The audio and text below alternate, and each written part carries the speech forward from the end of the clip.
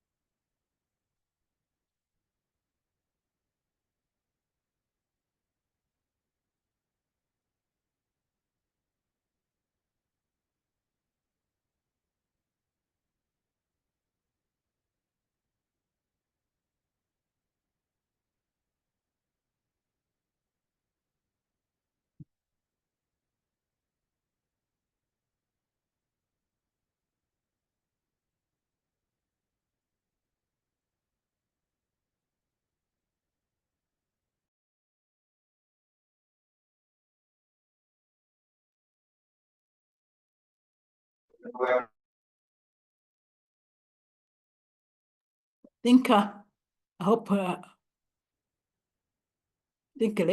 let's start the webinar. Good morning, members again. I hope everybody is hearing me carefully. I hope everybody is hearing me. Can you hear me? Yes, please. Yes, okay, yes, we can hear you. Okay. Say good morning, members. Once again, here we are, the Water Resources Institute is hosting another webinar. And this one is our 27th webinar since we started having monthly webinars organized by the Water Resources Institute of Ministry of Water and Environment. Our 27th webinar will be undertaken, will be all presented by our partner and our partner in research partner, which is called Eawag. And the webinar is going to be concentrating on integrated planning of water, sanitation, and solid waste in Uganda, to be focusing mainly on two districts of the central districts of Uganda, as the presenter will be presenting to us the districts of Wobulenzi and Kakooge. But more of the findings, more of the research that have been undertaken to look at this integrating the planning, water, sanitation, and solid waste will be undertaken by a presenter, and our presenter is Dr. Abhishek Yes, Narayan, I think that's the, I don't know if I pronounce it very well. And at the moment, we want also to convey our apologies from Dr. Calist. He couldn't be with us today.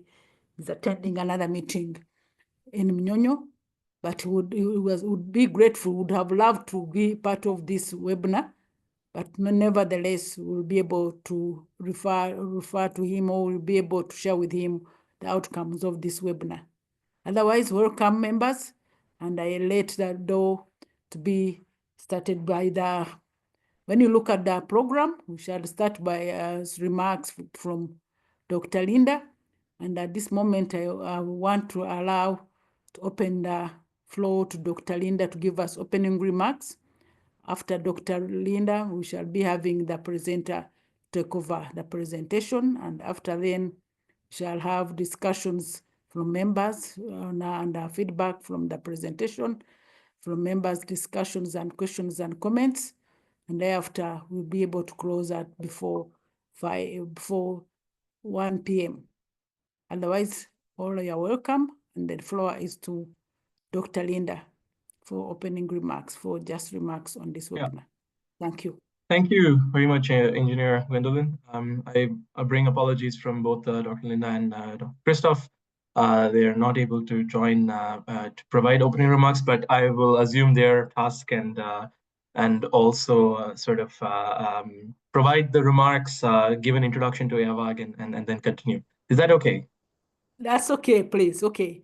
You can just have a few remarks and then proceed to present to us. Wonderful. So let me share my screen to see if it works. Am I sharing the right screen or no? We can see the screen. I don't know whether it's the right screen. It's the right screen. It's the full screen mode, right? Okay. Yes. Okay, wonderful. So thank you very much once again, Engineer Gwendolyn, Engineer Francis. This is very exciting to be part of the WRI webinar. I've attended a few in the past, and I think it's particularly timely because of two reasons. One, I think this is the perfect audience to talk to about this work, exchange and discuss about our insights from Uganda on the topic of integrated planning of water, sanitation, and solid waste. But also because, we just came back from a long visit, me and several other colleagues from my team. We were all present in Uganda the last couple of weeks, also during the Uganda Water Week organized by the ministry. So this is really timely to have some more detailed conversations on this topic.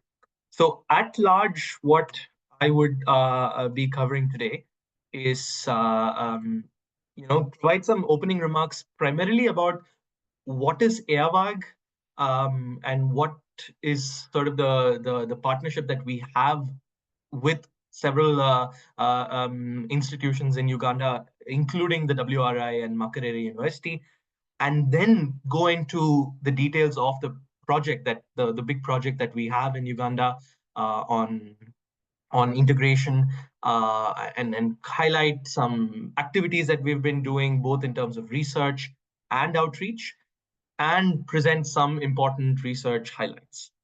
And then I want to close with some reflections on how our research approach was shaped and what we think are important takeaway messages on the approach to doing such type of transdisciplinary research, and how can we strengthen this approach further, and possibly other partners and other teams can also take some inspiration from this kind of approach. So that's at large today's presentation.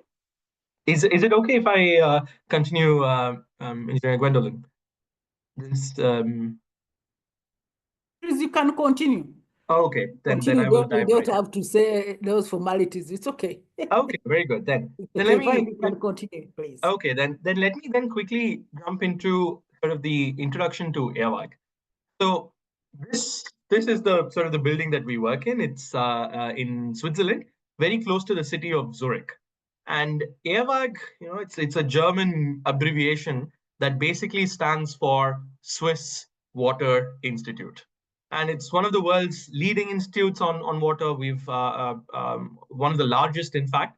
And the aim is to do research that is is applied, that has a direct implication for practice, and build this connection between fundamental challenges with respect to water and the application challenges that people in practice face.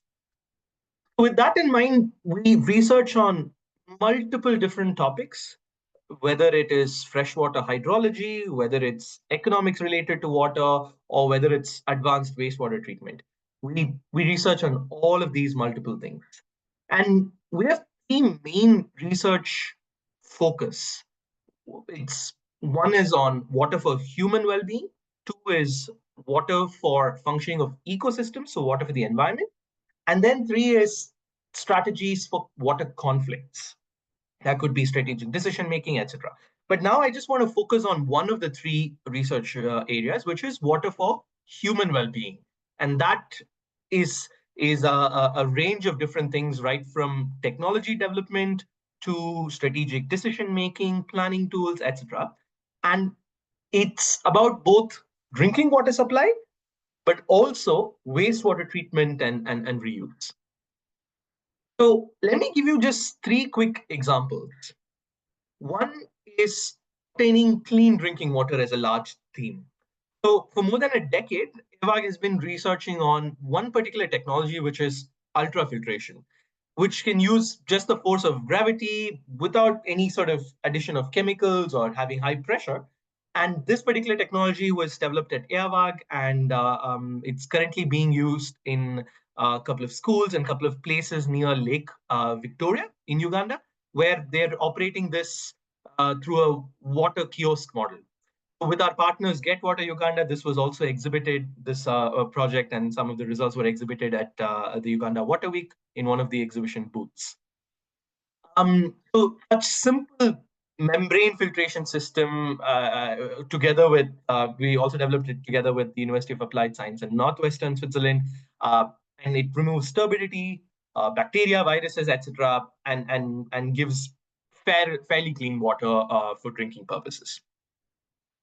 Another example, this is a bit more of sort of a high-tech example, which shows the MS2 field, which is sort of a mobile laboratory. You see this lab on wheels sort of a concept that we've used, where it is able to use continuous monitoring for different types of residues of pharmaceutical products, pesticides, and many others. And it basically uses this mass spectrometer sort of a device which is able to get data on real-time basis. And that's for targeting pollution research. Then, of course, you have wastewater treatment. So I always say water sanitation is basically two sides of the same coin. So wastewater is what ultimately becomes drinking water again. Whether nature does it or we do it is then the question. So what is important is to avoid discharging contaminants into the water bodies, whether it's surface water or groundwater, as much as possible.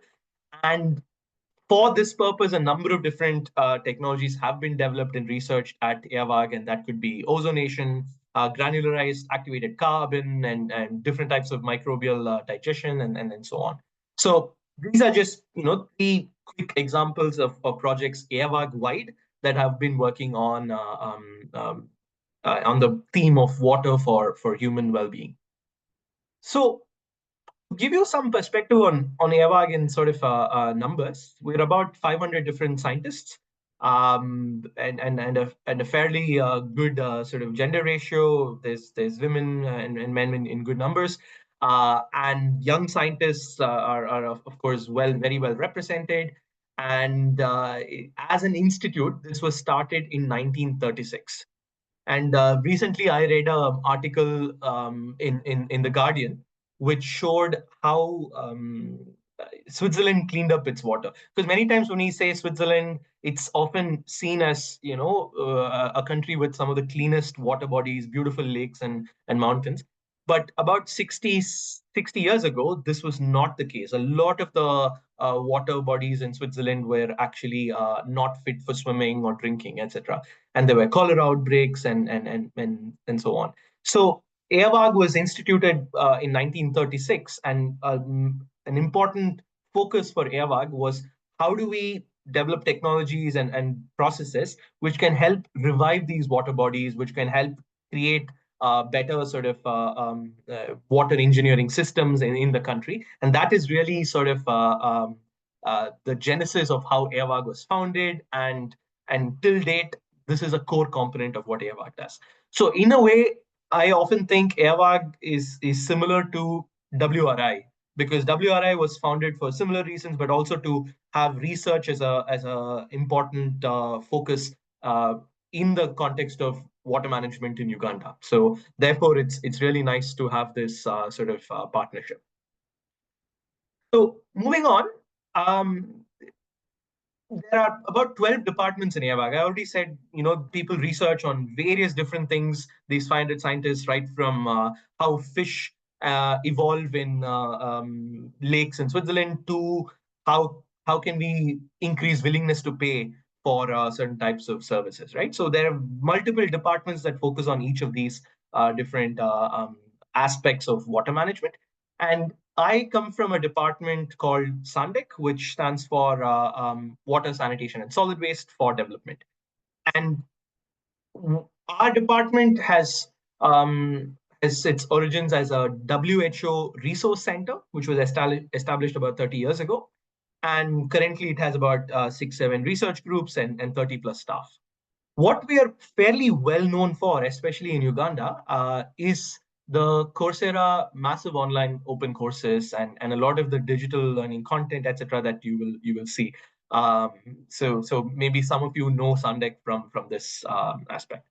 We're working in a number of countries, and our focus is always on research for development and implementation. So we are not necessarily developing the most advanced futuristic technologies, but rather working with the technologies we have already today or developing low cost alternatives to solve problems of current day.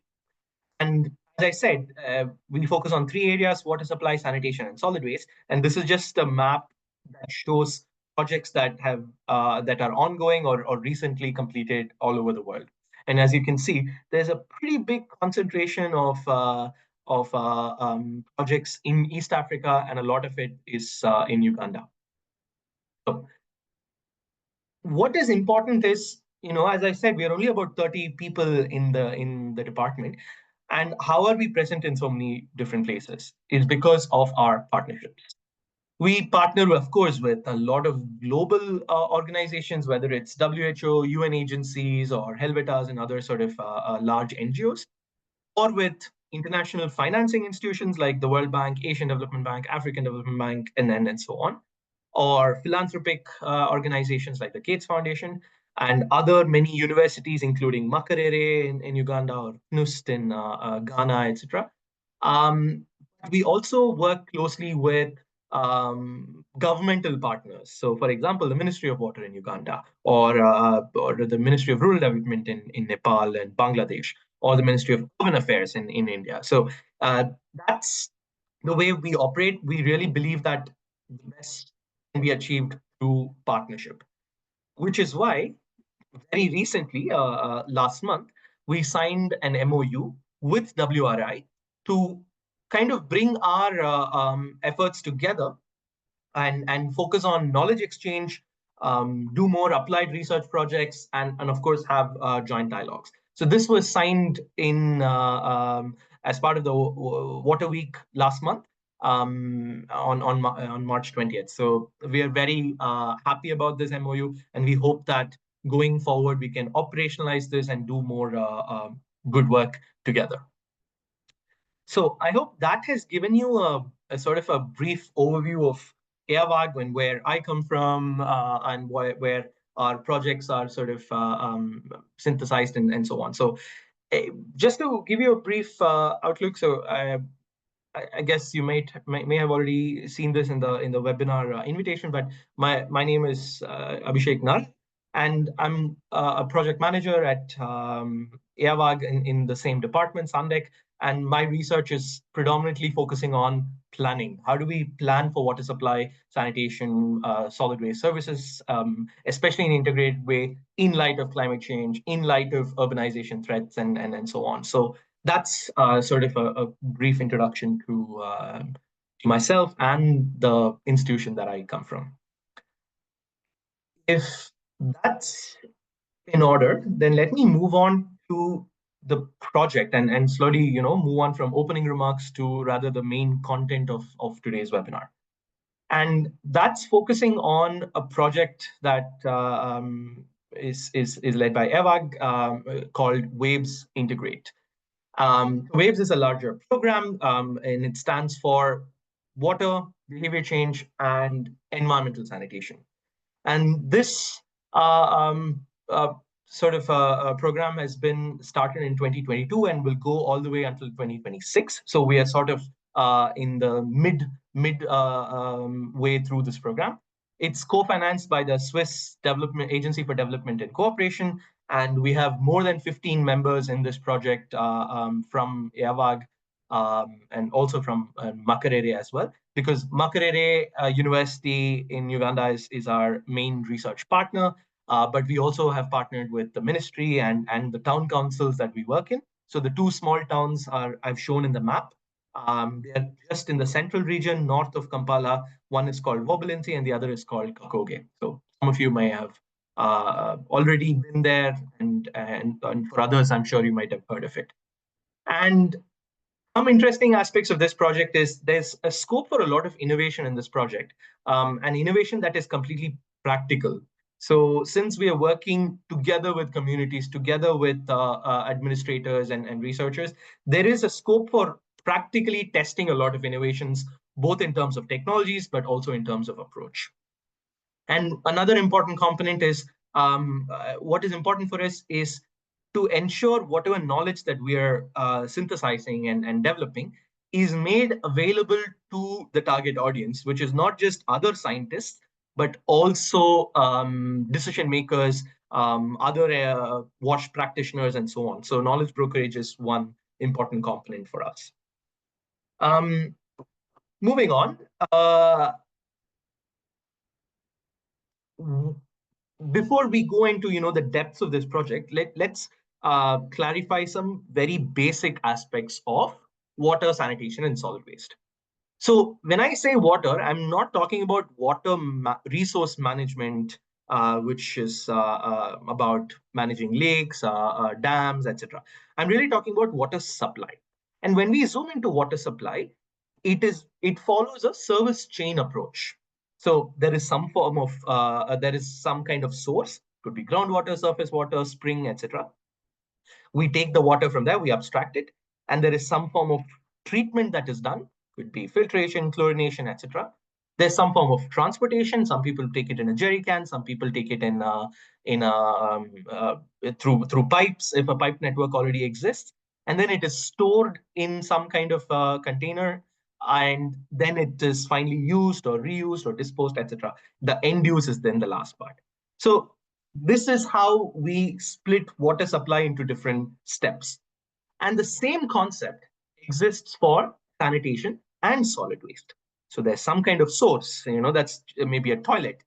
Then we often call it a user interface. Then there is some kind of storage, maybe a pit.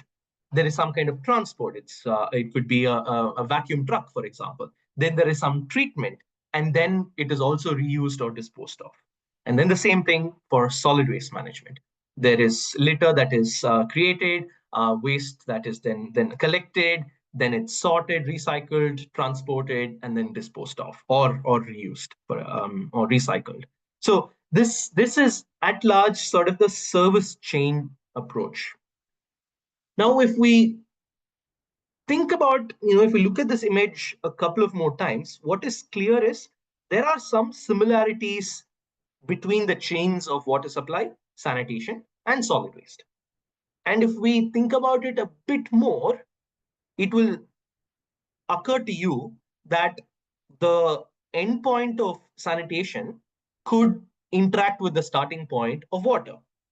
Or if the solid waste collection is not done, maybe that will go and interfere with the transport for sanitation or water, right? So all these sort of linkages between these different aspects of water, sanitation, and solid waste starts to come up in our minds. And we basically map that in a sort of a diagram which shows all these three same chains, the exact same chains that I showed you as water, sanitation, and solid waste. All of it finally end up in the environment. And if we don't manage this properly, there will be many negative interactions between these chains. And those interactions are what are marked in red in these images. For example, if one of the examples that is very clear in Kampala, even recently we saw during the floods, a lot of the solid waste was clogging sewers. I don't know, maybe many of you also saw this very viral WhatsApp video of somebody dumping waste in stormwater channels during the floods. Now, I don't know the veracity of this particular video, whether it was true, whether it was even in Uganda or during this flood, but this is one example of showing how solid waste can clog sewers or stormwater channels, or when people throw waste into pit latrines, then the latrines, when they are being emptied, that can clog the emptying tube as well. So many of these negative interactions exist because we are not managing our individual chains properly. But what is really interesting is if we manage them really well and think about synergies, then we can actually benefit a lot more from it. For example, reusing treated water. Instead of wasting precious clean water for flushing, we can use treated wastewater. Or since the organic matter that we generate from solid waste is also compostable and fecal waste is also compostable, we could think about co-digestion process or co-composting, etc. But this is challenging because the systems that we have developed are all looking at individual chains and have developed policies, regulatory mechanisms, technologies, all focused on single individual chains. So if we have to make these synergies come true, then we need to think about new kinds of approaches, new kinds of innovations, and so on. So for such things to happen, of course, our enabling environment is very, very important. That's starting from political leadership all the way to stakeholder support, capacities, monitoring, and accountability mechanisms. So that's giving you at large the theory behind why we think integrating water sanitation solid waste makes sense.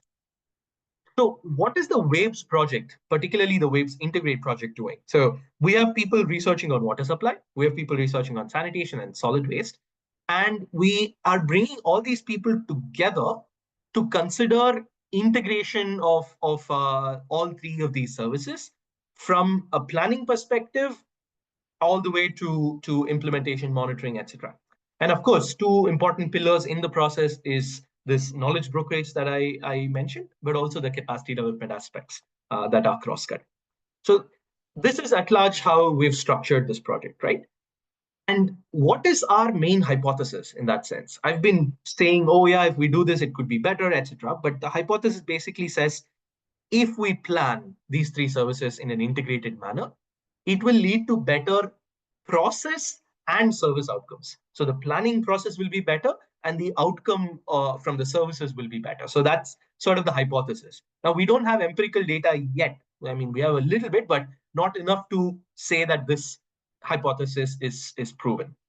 And one important aspect that I want to already share is in all our research projects, but especially in this one, we are looking beyond technology because technology is just one aspect to make wash and solid waste work, right? There are very many other aspects of the enabling environment. That's the government support. Are there legal frameworks? Are there illegal frameworks saying policies that actually allow you to reuse treated water, for example? Are there institutional arrangements that help the Ministry of Water to collaborate with the Ministry of Local Government, which is in charge of solid waste? Are there adequate skills and capacities for making these come true? Is there financial arrangements? Can the user pay a single fee for all three services? And if so, how do we then split the finances for the respective services? We don't want the water people to come and say, oh, give us 90% of the money and only 10% left for sanitation, as it often is. So things like that. And finally, most importantly, it has to work out for the end users. If something is not socially or culturally accepted, such as reusing wastewater, then we cannot push that without getting acceptance from the communities. So this is an important aspect to sort of keep in mind. So now you already know what is the main objectives and the approach of the research project. So what are certain things that we have done among many activities that we did in the past 2 years? I'm just going to give you a quick highlight of a few of these activities that we have been doing. Number one is we did what is called as an integrated baseline assessment in both our small towns. And we collected information at 3 different levels. One is at the town level. So we did about 50 different interviews. We analyzed a number of documents to understand the bylaws and so on. Then that's done at a town level.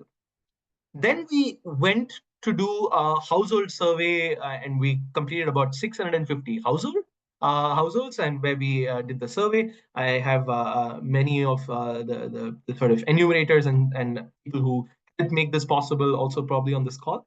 And we also collected a number of water quality samples to see whether the water is safe to drink, etc. And then we selected a subset of these 640 houses, which is about 50 houses, where we did more detailed sampling of the toilets were good, sanitary inspection, the pits, how full are they, and so on. So that was the detailed sampling level. And here are some pictures of how we were collecting data, who all we were speaking to, examples of the facilities, the landfill, as a public toilet which is not working anymore, and so on. So it's just to show you that when we do research, when we think of research, research is not restricted to fancy laboratories inside which we are doing some sort of analysis. But for us, research is often working in our target communities, working in the locations to collect data and involve local communities as part of the process. So once we had these data from this integrated baseline assessment, we also went and did 3 different diagrams for, in this case, Wobulenzi. Now, the reason why I'm putting this up is for any of you who are working in WASH, you can also Google these diagrams. They exist as tools that you can employ in any other context that you're working in. For example, the shit flow or the excreta flow diagram tells you how much of waste is safely managed, which is green, and how much of waste is unsafely managed, which is entering the environment, whether it's the local environment or wider. So that's the first figure here.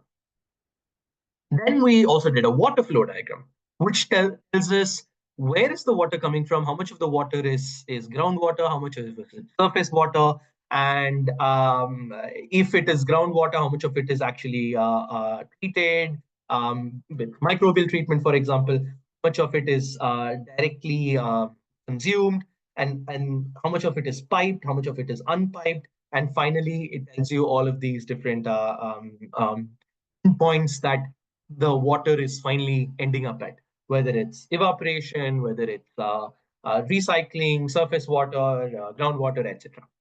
And then finally, we also did a waste flow diagram, which shows how many tons of waste per year is being generated. For in this case, it's about 18,000, I think in 18,000 kilograms of waste is being generated every year. And then how much of it is managed, how much of it is formally collected, and so on.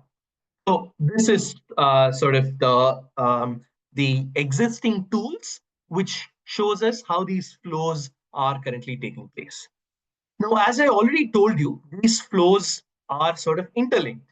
So we tried to create an integrated flow diagram, which shows how a flow from sanitation is then entering into the flow of water, and how the flow of solid waste is also entering into water or into sanitation. So, and all of these red marks show you the negative interactions that are currently taking place. And that's one example. This is not yet a tool, but it's just still seen as an approach to, as to how we can visualize the interlinkages. Another small piece of work that we did was we did the same sort of integrated baseline assessment, but in 16 schools in the two towns. And the results, of course, showed differing levels of treatment, hygiene, waste segregation, and so on. And what was interesting for us in this particular case is there was no difference between public and sort of private schools in both these towns. And based on this, we of course created a ladder building on what JMP or the UNICEF and WHO's joint monitoring program has built, and then we mapped out different types of interlinkages in school. What was really interesting is the sanitary pads that were being generated from schools. Some schools did manage them really well. They had incinerators in within their premises. In many instances, that was actually going into the sanitation chain. So those are sort of aspects that we may have neglected, but through such an integrated approach, we were able to really catch these sort of interlinkages that were happening. So far we've been doing a lot of sort of analysis from researchers, from partners who were doing, but then we also wanted to make sure we got the community's voice.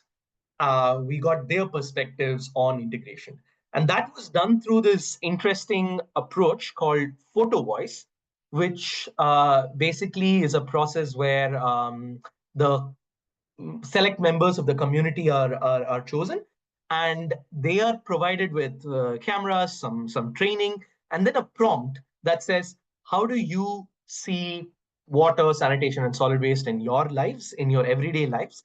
And do you see any form of interlinkages? All of these different interlinkages that I showed, are the communities also seeing them? Or if they are they seeing more of them or less of them? So that was sort of the prompt and the question that we had. And from this exercise in both towns, we managed to find out that there were some people practicing open defecation, but that did not come out in the surveys. But some things that came out in our assessment that were, for example, contamination of water supply, was not identified by the communities because some of them are imperceivable interlinkages. Some of them are very visible. Solid waste going into water, very visible. But if there is microbial contamination in your water, that's probably very hard to catch. So we got then more than 100 photos. We selected the top 25 and we exhibited them in the Uganda Water Week last month. So some of you who may have attended it might have seen this small exhibit behind the stage. So that also was a very interesting experience for us to get some feedback from people outside of the towns. We intend to take these photos back to the towns and provide it to them so that we can do another exhibit there. But that's what we've done so far. To give you an example of what these pictures might be, so you can see a photo and a caption provided by the community-based photographer who took this picture, and the one on the left, for example, shows their perception. Those who throw polythene bags with feces here don't have toilets. Those who have toilets already, if they are full, they have nowhere else to put their feces. So they put them in polythene bags and dump them in this place. And another image on your right shows there are two reasons why people dump their waste in this water body. Some cannot afford the small fee for the waste collection. And at times, the town council is not collecting the waste for a long time. So the waste accumulates in the households and people decide to dump. So through these sort of examples and others, we were able to get the community voice and perceptions that we were not able to capture through sort of our survey and water quality analysis, etc. Because finally, it's about behavior. Finally, it's about service provision. So this sort of approach to research and data collection helped us see things in a different way. Now, moving on, so I just gave you some highlights of the different research activities that we've done over the last 2 years. Now, I want to show you a few overall results. One of them is taking the results and putting them into the JMP framework, which shows how much of the water is safely managed, how much of it is basic, limited, unimproved, etc. Same for sanitation and solid waste. So, what were the major surprises for us? As engineer Francis Gizito mentioned already in the sort of the flyer, more than 85% of the water sources that we samples of were contaminated. But people's safety perception was very high. More than 90% of the people thought water that they were drinking was completely safe. Similarly, we found that more than 95% of all the pits were unlined. What that means is if a pit is unlined and we want to take the fecal waste out and take it to a nearby fecal sludge treatment plant, we cannot empty the pit because the pit is unlined. So if we try to remove waste, the pit might collapse. So even though the town of Kakooge has a fecal sludge treatment plant in its vicinity, there is not enough people who have lined pits which can actually empty the waste into the fecal sludge treatment plant. And then when it comes to waste, more than 50% of all the waste was burnt. So that these were all some surprises in the results. And then we, of course, map these as interlinkages. I won't go into detail, except to say that a lot of the contamination was coming from sanitation to water supply. A lot of the solid waste was being dumped into stormwater channels, which were taking it ultimately to water sources. We even got some complaints of possible leachate that is leaking from landfills into a nearby borewell, which of course we still have to identify in more detail. And of course, as I told you, solid waste was often being dumped into pits, and a lot of the sanitation, the fecal waste was being put into polythene bags and being dumped as well. So there are various ways in which we noticed interlinkages that happen. But when we synthesized all of this, what were the top challenges that we were able to identify? For water, it was, of course, contaminated drinking water, the drinking water that people were storing in their houses and then finally consuming. That water was contaminated more than the contaminations that was actually found in the supply side. So somewhere along this water chain, there is increasing contamination that's happening. And that could, of course, be because of not enough chlorine that's being dosed if it is a piped water. But if it is not piped water and people are fetching water from water kiosks, water points, etc., they are not washing the storage containers. So biofilms and bacteria can actually grow in these storage containers and recontaminate your water. So even if you get clean water in the pipe and you put it inside storage containers, then that causes recontamination. And of course, intermittent supply was a big complaint from many people. And then when we see sanitation, it's again unlined pits, as I already mentioned, is very prominent in these towns. Therefore, we're not able to empty pits. So once the pits are full, people are abandoning it and resorting to other practices. And therefore, since we're not emptying these pits, the fecal sludge treatment plant is not being, not getting enough sludge, which can run it at an optimal level. And of course, a lot of the hand washing stations that we saw, many toilets didn't have hand washing stations. If it did have, it didn't have water or soap, etc. And then for solid waste, more than 70% of the houses didn't have containers to collect waste. So that was seen as a problem. Collection was not consistent. A lot of the waste was being burnt. And when it came to the landfill, it was not managed properly. It was sort of uncontrolled landfill. So whenever you get waste, you just go and you dump it instead of having a proper management plan to say, here's where we start dumping first, and then we will fill these places first and then come closer to the road. Right now, a lot of the waste is being put in the nearest part to the road. Therefore, when floods come, you have issues, and then more and more waste cannot be taken inside the landfill and so on. Finally, when it came to integrated challenges, some things, as I already mentioned, we saw a lot of litter in the stormwater, and that could be a problem.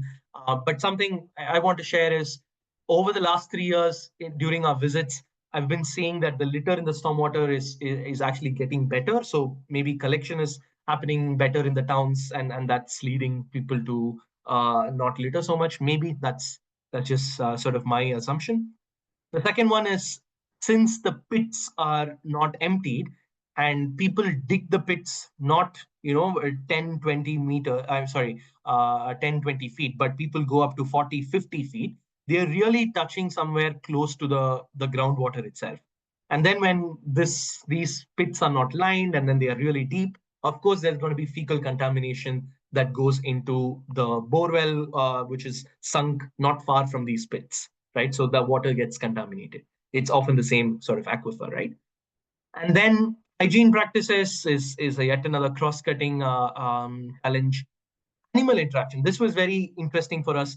We saw and noted in a couple of instances when we went to do surveys, we saw chicken and hens, for example, drink water from the same containers people were storing their drinking water in, because that was not closed properly, for example. And then direct dumping of waste in water bodies. So this kind of gives you what the top challenges are so far. And we did sort of a spatial analysis that was led by one of our research associates, Abu Bakr, from Makerere. And here we basically mapped spatially all that I told you about what is the level of water, sanitation, hygiene, and solid waste provision. And this let us understand what the hotspots are. For example, are certain neighborhoods, for example, if you notice this particular neighborhood in the urban area of Wobulenzi has bad water service, has poor sanitation service, has poor hygiene service, and has poor solid waste service. And then when we actually visited that neighborhood, it was a low-income community, a low-income neighborhood. So we saw that services were not reaching there. Um, and then this hotspot analysis tells you exactly what I shared, sort of visually for urban areas, which is in yellow, for peri-urban areas, which is in this sort of purple, and then for rural areas, which is in this gray. Tells you where the hotspots are for poor services, where the cold spots are for good services. And then we tried to do this from an integration perspective. So we said, are all services safely managed? Are all services at least having basic? Are all services limited, or are all services unimproved? And it all comes back to this one particular area that you can see is left out the most compared to many other areas. This is sort of a spatial analysis using the data that we collected that gives us a different perspective. So that's a little bit of the research highlights. Now, as I already said, research is only one aspect of this project. Of course, it's an important aspect, but research is not complete if we don't do adequate amounts of knowledge and outreach efforts. So One interesting thing for us that I'll begin with is this enumerator training. As you can see, these are all enumerators, graduates, many of them from Makerere and from a few other universities, who really supported us with all types of data collection for the integrated baseline assessment, but also for many other follow-up studies.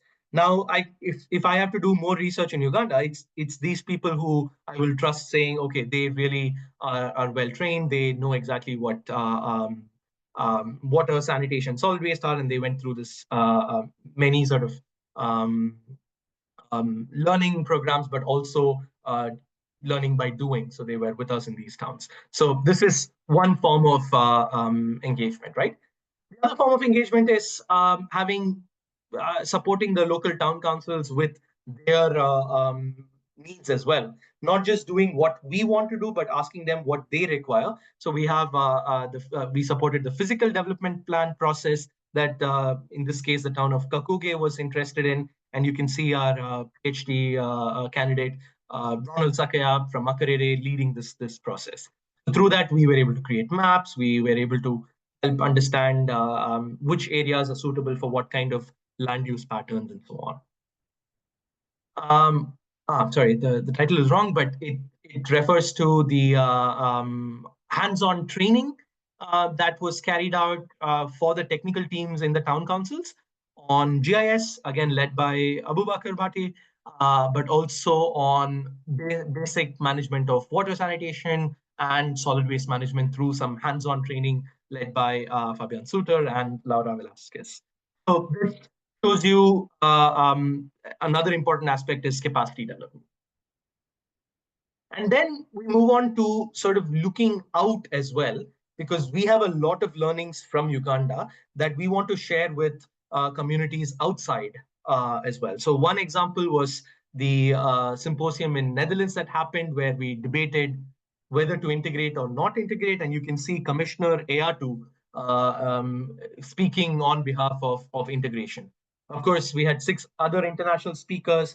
And based on this debate, what was interesting was many people were convinced by the opinions that the opposition team gave, and therefore the debate was won by them. But I would argue that the empirical results that we get from this project might convince these people back to thinking about integration in a different way.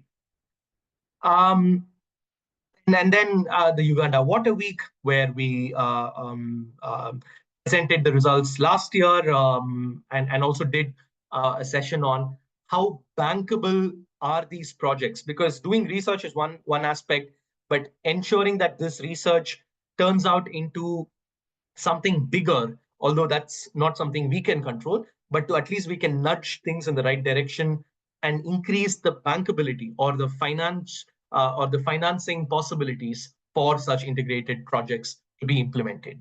So that happened last year.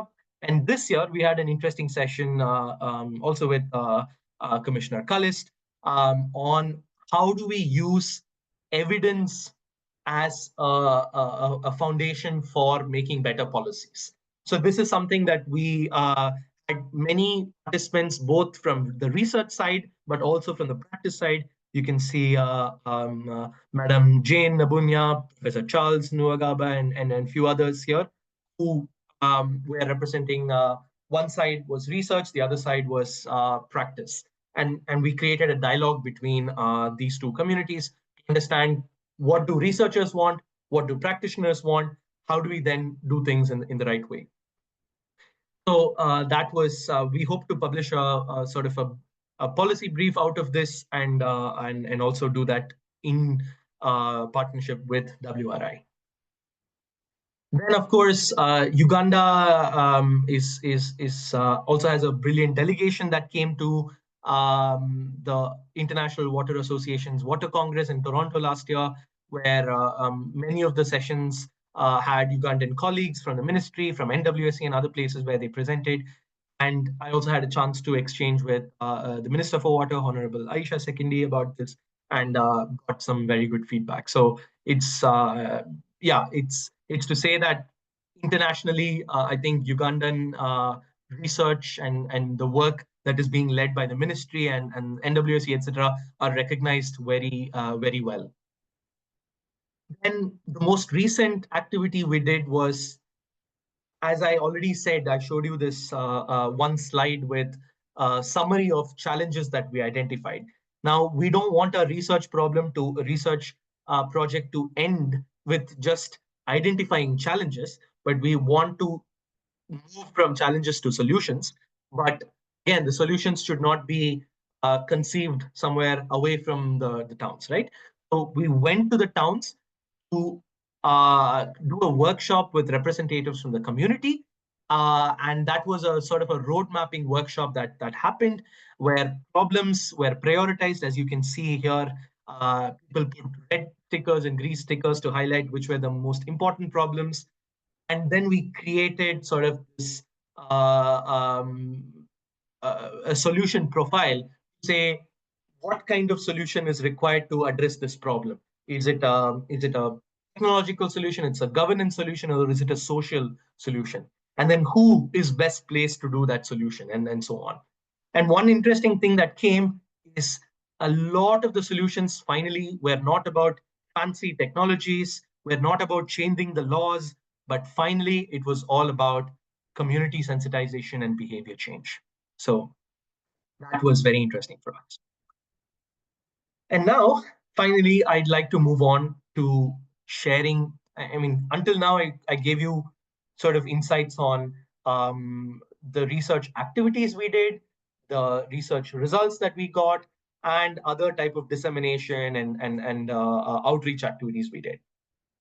But now I want to tell you sort of my learnings on the research approach that we have done, and share what really worked. So 10 different aspects of this project, which I think would serve to be an interesting starting point for future projects. Number one is transdisciplinary thinking. What does that mean? It means to solve water, sanitation, solid waste problems, we need to bring different disciplinary experts together. So if we want to solve, let's say, chlorination or contamination in water supply, it's not enough only if we bring a scientist who knows all about chlorine. We also have to bring someone who knows all things about the business model behind chlorination, which type of chlorinator is most appropriate in a particular context. We need to understand the capacities that is required for running chlorinators. So to bring the economics aspect, to bring the engineering aspect, to bring the political science aspect, etc., together is what will help us move the needle on water sanitation and solid waste. So that's the first thing. Another aspect of transdisciplinary thinking is to do research projects based on real world problems, not to just sit and think in our labs and think, oh, this is an interesting technology to develop, let's do it already. But when that technology is developed and we take it to the communities, nobody wants to use it because this was not solving the problem that they actually have at hand. So to have this thinking between doing science that is multidisciplinary and doing science that is relevant for society, that's what we call as transdisciplinarity.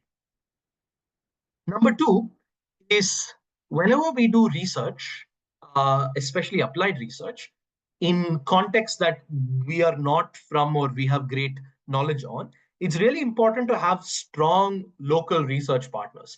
And in our case, we are extremely privileged to have the support from Makerere University, led by Professor Charles Nuagaba and his team. So having a strong research partner has opened many doors for us, has guided us in the right direction, and do the right kind of thing. So we thank him, and I acknowledge his support in this process. Number three is the equitable partnerships. So whether it is with Makerere University or whether it is with the town councils or ministry, etc., the partnerships have to be driven keeping equity in mind. And there is something called the KFP principles developed in Switzerland for what constitutes an equitable partnership. But just to give you sort of an overarching insight, equitable partnership means we are in it together with equal voice. Just because someone is coming with the funds or just because someone is coming with expertise does not mean that they get to call the shots. Decisions have to be made with consensus, and decisions have to be made keeping equity in mind. And when we say research, it really needs to be an exchange, and we are all in it in equal footing. So that's what equitable partnerships are all about. Because oftentimes I tell my colleagues back here, or other colleagues I meet when we talk about this project, I think we learn a lot more from this project than our counterparts in Uganda, almost, I feel, because there is just so much knowledge, so much local knowledge that the communities have, so much knowledge based on a lot of work that has been done in different parts in the country in Uganda. So coming with this open mind is extremely important, and it goes both ways, I think.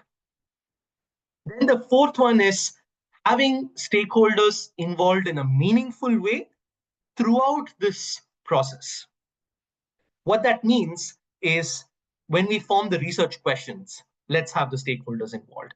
When we decided to do, okay, integration is interesting, we want to do it somewhere in Uganda, it was the ministry officials who told us, especially Dr. Felix, who told us, okay, these are the towns that we think might be appropriate for your project. And having members who are very familiar with Uganda, especially from Uganda, in our advisory board, like Madam Jane Nabonya. So having this continuous stakeholder involvement, and every time we come up with some results, going back to the town councils, going back to the relevant stakeholders, and sharing this information is important, which will help us take the right kind of steps following our results. Then, as I talk about results, what is important is to make these results openly available to everyone. And what that means is, there may be people who, from a different institution, either in Uganda or elsewhere, who wants to do some similar research, and they shouldn't start from scratch. The whole point of research is we pass on the baton like a relay race. We go to a certain extent, we've understood something, and from there we pass on the baton to somebody else. And to make that happen, we really have to have open source data that is available, and that's something that we are taking very seriously. Then sometimes data might be openly available, but it might not be accessible to the target stakeholders. Perhaps certain stakeholders who are making decisions are not even aware about the fact that data is already available somewhere in some website, right? So making concerted efforts to going and providing the data back to the community, back to the town councils, back to the ministry and NWC, etc., is really important. So that is something that we constantly do. For example, one of my colleagues, Ms. Marisa Boller, who's also in the call, she was doing research on schools and healthcare facilities and so on keeping water, sanitation, and solid waste in mind. And once we had enough data, we synthesized it. It was important for us to go back to these schools that gave us permission and access to understanding their service levels, and sharing these data back with them. And we want to do the same for Voter Voice, for other different projects as well. Then giving data is one thing, but in what form are we giving the data is important. So not to share results only from a scientific perspective, but also as policy briefs, as maybe micro learning videos, or maybe as simple one-page fact sheets will be really helpful. And maybe even sitting down together with the right kind of stakeholder and sharing information in a way that is understandable and communicable is really important. So that is what I think is a fundamental tenet of knowledge brokerage from our perspective as well. Then problem identification to solution creation. There's a German proverb that says, if you have a hammer in your hand, then everything you see is a nail. So even if there is a screw, or even if there is something else, you always want to hammer it because that's what you have in your hand. That's the solution. But perhaps you have a screw and you need a screwdriver, right?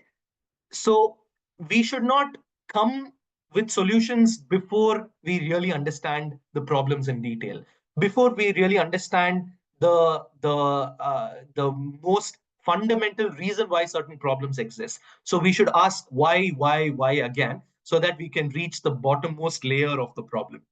And when we do that, and then we create the right kind of solution, number one, the solution will work. Number two, we have done this in a way that the community is involved, so there is buy-in from them, and there is demand. Therefore, the solution will be accepted as well.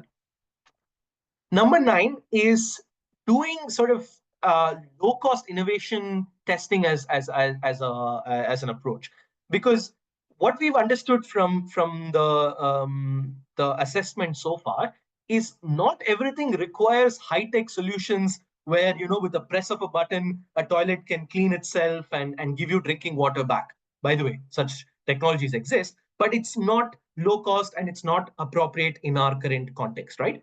So really think about low cost innovations that already exist.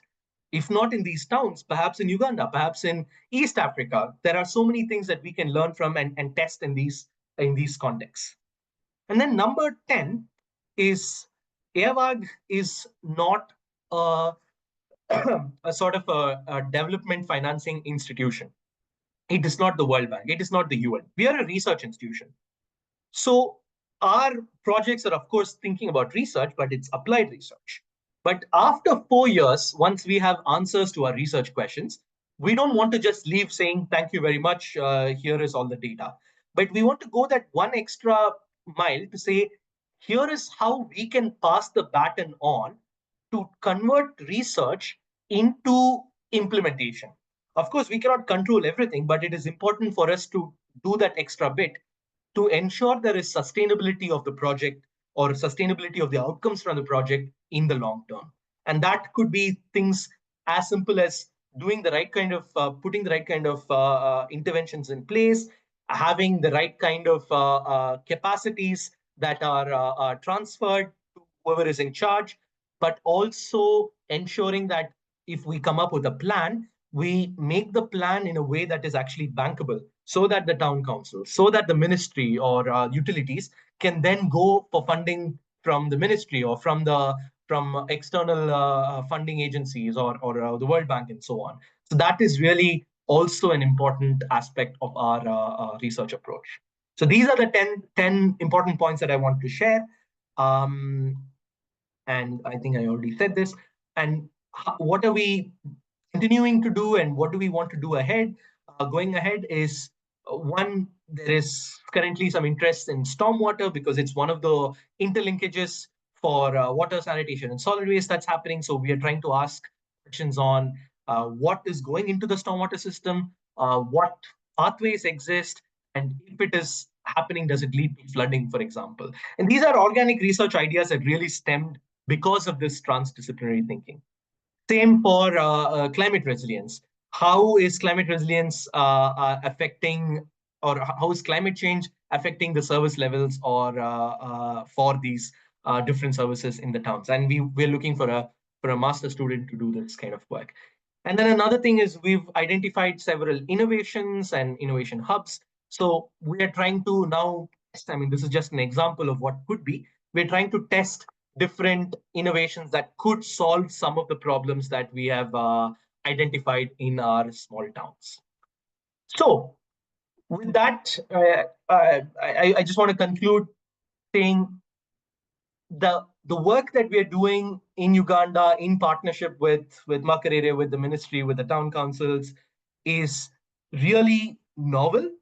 Not just in terms of how high tech or low tech things are, but in terms of how applicable the learnings are from this context. And I hope for many of you who are listening, maybe you're not working in the two small towns that I've referred to, which is Wobulenzi and Kakooge, but in many other contexts, And what I do hope, and perhaps you can give me this as feedback on the chat or when you speak, is that some of these challenges that I mentioned are very similar to the challenges that you know in different other towns of similar sizes in Uganda or perhaps even outside of Uganda. So, so the relevance is pretty high, number one. Number two is um, in research, we need to take a holistic approach to solving water, sanitation, and solid waste problems. And that means we need to not just wear the hat of engineers or planners, but also as social scientists, also as community mobilizers, and so on. Number three is working closely with the community, doing research that is demand driven is extremely important, and staying agile to to the learnings that we have, to the demands that arise, is extremely important.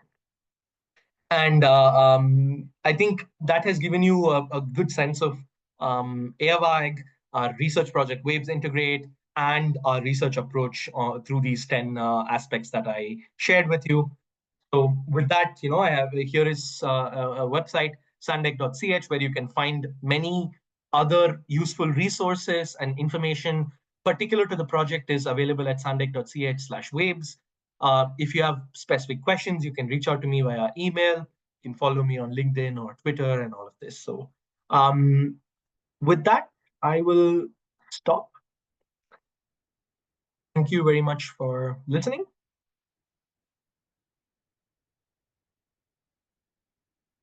And I give it back to Madam Gwendolyn or Engineer Francis to then take us to the Q&A.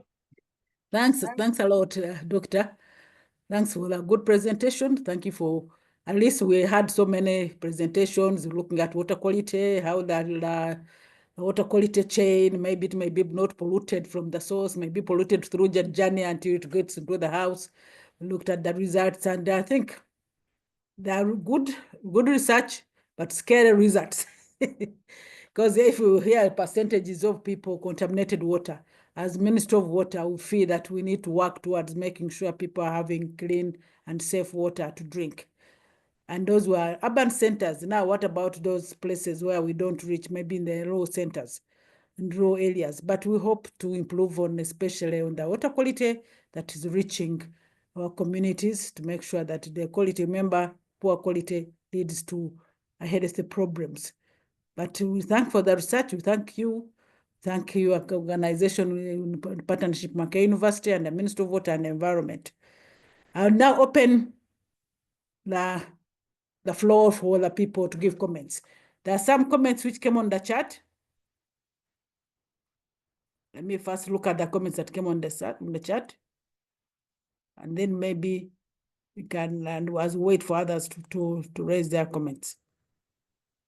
Come on out. Okay, one of the comments, I think you see it? Doctor, can you see comments on the chat? Yes, I can see it, yes. Okay, you can look at the comments in the chat and be able to answer them. Okay. And people, the floor is open for you. You raise your hand and then I call on you while you are looking at the comments on the chat. Please go ahead. So from Diogratias Agonza, there's a comment on for contaminated water at some draw-off points. How did the researcher arrive at inadequate chlorine dosing as one of the contributing factors? Okay, very good question. So there's a couple of ways in which you can identify this. One is, like I said, water supply is seen as an entire chain, right? So we were able to take some measurements at different points across the water chain. So from the distribution point, from an intermittent sort of transfer point, a pumping station, for example, then from the kiosk or the draw-off point, etc. And then we see at the point of collection how much chlorine is actually there. And then when you see there's not enough chlorine that is available, there's not enough chlorine in terms of 0.0, there's not more than 0.2 milligram per liter. You would think that okay, there's not enough chlorine in the system that's coming in. But we also then check with the chlorine dosing that is being carried out by the umbrella authority or by the national water um, office there, and that's how you arrive at whether there was enough chlorine in the system or not. Hope that answered your question. And then the other one by the same person is no, Peter Wasawa. Which group of people in your work did you find most or like more vulnerable with the problem in question? I'm not sure I understood this question fully. Would you like to elaborate? Maybe you can unmute yourself and maybe elaborate on this question.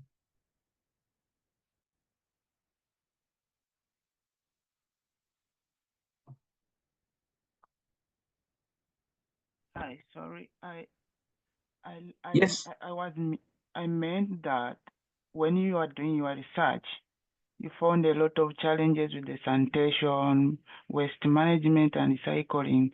But at the end of the day, which group, since you did household interviews and other interviews, did you find were more vulnerable with all these problems? Thank you. You mean certain group of people? Are Group you of asking? people, for example, women, old, I see. Okay. young. Yeah. Yeah. Okay. Got it. Thank you very much for that question. Very, very interesting question. Um, so, as part of the photo voice, for example, we actually try to understand the gender perspective. Is there an increased vulnerability, or do women feel increasingly pressured on because of water, sanitation, and solid waste challenges? And turns out we were not able to get evidence to say women had more of a challenge than men. And this is basically from their perspective. Of course, this would need a lot more detailed work to conclusively claim this. But our initial feeling is in these towns, we did not feel women were overly burdened more than men. I think the problem was more universal than we thought. But what I did share was in the spatial analysis, what we noticed was the urban low income community was worse off in all three or four services compared to the rural poor or the peri-urban regions, etc. So that's why that particular low-income neighborhood in the urban area of, in this particular case, Wobulenzi, we noticed that they had the worst services compared to every other group. And one of the main reasons for this is because in rural areas, when it comes to sanitation, if there is enough space, then people have access to pit latrines. People can dig and build pit latrines. But in urban areas, since space is a constraint, they don't have individual toilets. They sometimes share, or they don't have any facilities in their premises. So therefore, yeah, that's my simple answer to your question. Thank you. And then from Dio Gratias again on spatial analysis, it's good to have two kinds of hotspots, good and bad. What lessons to learn by bad hotspots from good hotspots? Yes, so that's exactly what we have done. So as I mentioned, Abu Bakr and his work was looking at hotspots and cold spots. In this particular case, hotspots are areas with a lack of service, and cold spots, which were in blue, were areas with very good service. So that's what we did in the spatial analysis, and that's how we were able to identify, for example, this particular neighborhood in Wobulenzi that we noticed have poor services. Um, what else? The challenge of unlined pits across most upcoming towns and growing centers. Could you call this for introduction of a less problematic technology for sanitation? Yes. So one of the reasons why a lot of the pits are unlined is because it's just expensive. People claim that having a lined pit is going to cost them almost as much as building an extra sort of a room in their house, right? So therefore, we have to recognize it is expensive. But now we are starting to see some low-cost technologies that are coming in, like these prefabricated concrete rings or these prefabricated recycled plastic rings that can create lining for these pits. So these are coming up. Of course, I don't want to say these work without fail because I don't know. I have not tested it. But it's to say that the market is recognizing this as a problem and low cost alternatives are slowly coming up. And hopefully that could help us with solving the problem of lining. Then a question from Kevin Muhumuza, which is integrated approach would need recovery of fecal waste, but this comes resistance with resistance for cooking with briquettes. How can we change the mindset? Great question. I fully agree with you. Any new sort of change we make, whether it's a technological change that requires users to adapt, or whether it's a governance or a social change that require users to change their behaviors, need concerted, targeted efforts. So I think the appropriate technology center in as part of the ministry has come up with many different um, um, sort of recovery and reuse technologies, and these briquettes are certainly one of them. And from my conversation with them, of course, they also recognize this as an important problem, and it requires community sensitization. It requires to understand where the resistance actually comes from. Is it because people have fear that briquette might have bacteria in it, or is it that they have a sort of a fear that it might smell, etc.? So once we understand the underlying problem, then we can actually show evidence to say that this problem doesn't exist, or that this problem is present and we have to change something from our side. Second question from Kevin: are there opportunities at Eawag for master's scholarships? So, good question.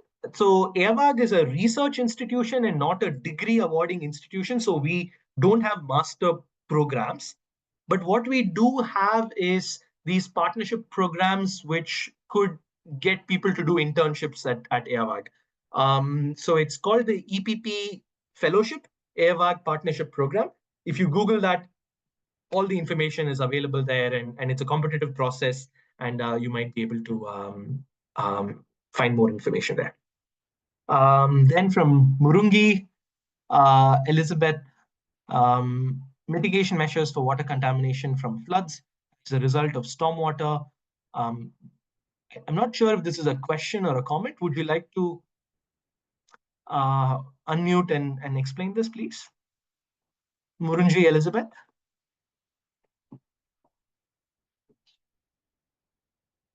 That'll also give me time to drink water.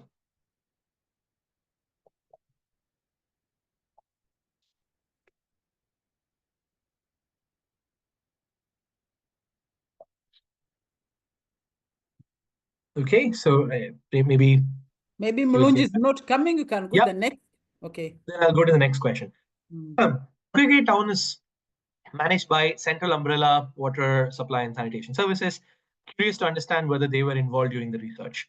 Whereas the town council is the administrative authority, the umbrella authority has the mandate to, yes, you're right. So for Kakooge, it is the Central Umbrella, and for Wobulenzi, it is the NWSC. And that is one of the reasons why we chose these two towns, to see if there is a difference between the management approaches. And they were very much involved in the process. So of course, we did interviews with them. Of course, we shared the results with them. We continuously speak to them about possible interventions. They were invited to all the workshops that we were doing. So overall, they are very much in the loop. And I think it's one of the fascinating things about public services. For the household, it's all from the government. Oh, I'm getting water, I'm getting solid waste services, I'm paying my taxes, etc. But actually, from the government side, there are different departments and agencies, and that is one of the key components of doing such research, is to understand the political economy behind these different agencies that are involved at a local level and at a district level and a national level. So we are very aware of that, and inviting them and involving them in our research. So thank you for that. Good point, Patrick. And then from Joshua Obara, hello Joshua, who was one of the master students from TU Munich who supported us in this project as well. His question, is the Ugandan case similar or peculiar to other small towns in other countries where we are researching? Very good question. I think Uganda is a very special country. Of course, the Pearl of Africa, and I think it's great to do work there. And the nice thing is, the challenges that we have identified in Uganda, many of the sort of the fundamental problems are similar in many other contexts in sub-Saharan Africa as well. One place that we are increasingly working in is Ghana, where there is a complementary research that is starting up, where we are trying to understand, is integration of these three services needed? If so, is it possible in Ghanaian small towns?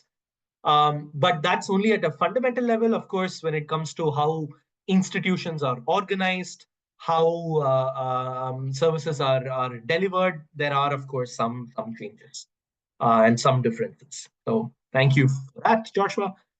From Simon, I'm wondering if you supported the town councils to develop plans to address these possible sanitation safety plans. So good question. This is exactly the next step in the process. Now we've identified all the priority problems with the help of the town councils and the communities. Now the next stage is to come up with options for solutions, and then we'll go back to the towns and then see which solutions are actually needed in the short term, medium term, and long term. And then this will be developed not as a sanitation safety plan, but as an integrated water sanitation solid waste plan. And that's really the idea. Okay, and then from Mark Tugumi, I understand sanitary waste is one of the biggest challenges in Africa. Is the research on how to best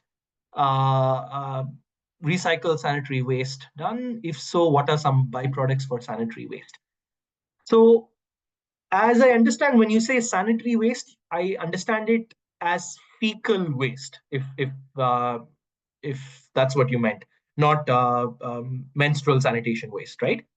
Is that correct, Mark? I meant menstrual sanitary waste. Sorry, you meant? Menstrual sanitary waste. Menstrual sanitary waste. Okay, not fecal waste. I had this perfect answer to talk about resource recovery from urine and feces. But for menstrual sanitary waste, unfortunately, I don't have an answer. Maybe if somebody else in the call has an answer, they can add on as a comment or unmute and speak. But unfortunately, I don't know. What I do know is there are some compostable sanitary pad related innovations that are happening with fibers from banana and other trees that is becoming popular. But also these reusable sort of products are being sold in the market. But I don't know if there are more innovations there. So then the next question, moving on from Robert Nugisha, is it possible to obtain detailed information on the urban water flow diagram process in cities like Bern, Rio, Philippines? The answer is yes. There is both a paper and a tool that has been developed to make urban water flow diagrams. So if you just Google water flow diagram Eawag, you will be able to come to the website. If I have time, I will put it on the chat if I answer all the questions. So yes, it exists, and it has been applied in many cities in Europe and Brazil and South Asia. So you're right. So it exists. Then from Mugisha Ayabare, according to research, how safe is is it for private individuals who are drilling water wells in the town councils in terms of contamination? Great question that I don't have a single answer to. The answer is it depends. Because aquifers are not uniform and there is not one single aquifer for the entire town. There are shallow aquifers which are smaller, there are deep aquifers which are bigger. So the answer is when we do borewell drilling and when we start to take water out, as per standard operating procedures, also provided in the Ugandan handbook for water supply, is we need to test the water first for contamination, for all possible contamination, including microbial and fecal contamination, but also chemical contamination. Because in certain areas, we noticed the borewell had a lot of iron, some of the borewell had a lot of zinc, some places had traces of fluoride, and so on. So uh, it really depends which particular area you're talking about, what is the aquifer profile. I did see in the Ugandan Water Week, someone presented a very nice map of all aquifers in Uganda, all large aquifers in Uganda, and split Uganda into different types of aquifer zones and showed which aquifers have what kind of water profiles. I think the WRI and the Water Quality Center of the ministry have this information, so I'm sure you will have a better answer from them. Good. So I think I covered all Thank you. questions so far. Yeah, you really had a marathon of answering this question, and that was great. I don't know whether there's some people who still have to raise their hands and ask questions, or should we say this was all that people had in mind and the question that I had in mind. Members who are still present, we have about 43 still present. Do you have 4 more questions? If there are no more questions, I want to take this opportunity. There's one who has just dropped in. Let me check. Okay, where institutions such as healthcare facilities, business premises sampled as part of this research? Very good question. So as part of the integrated baseline assessment for the town, we focused exclusively on households only. But we had supplementary sort of research projects, one that looked exclusively at schools, another one that looked at healthcare facilities in slightly different perspective on service satisfaction, etc. And also a solid waste assessment that was also looking at businesses and commercial centers as well. But we we were not able to do an integrated baseline assessment for the healthcare centers and business premises and include them as part of our results yet.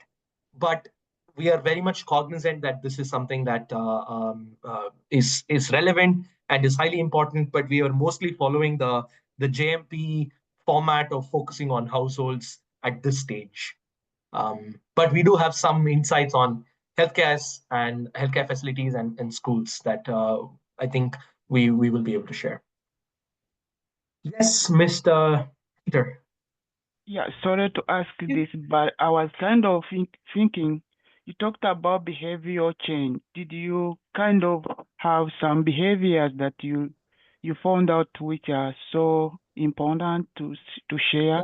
And then also, believing that these towns welcome into foreigners like tourists or people who are coming to do business and go travelers. Did you find out whether these also have an implication on the sanitation, how they contaminate the towns? Thank you. Yeah, very good question. Thanks. So the first one, did we do any behavior change interventions? Not yet. That is planned for the next coming months to do. And for that, we need to identify clearly what are the behaviors that we need to target. So as part of the road mapping workshop, where people prioritized certain challenges and people came up with solution profiles, a lot of it was looking at changing communities' awareness and behaviors. So it could be things like the most problematic ones on the top of my head are one, storage containers that are not being cleaned. That leads to recontamination. That's one. For sanitation, unhygienic toilets and throwing of waste into the pits was another behavior that has to be targeted to change. And for solid waste management, burning practices and littering practices were, of course, seen very visibly as a priority, which comes not as a technology problem, but as a behavior problem. So these are what we hope to address. The second question was, what was it? About people who are coming into those towns. Yes. Travelers and others.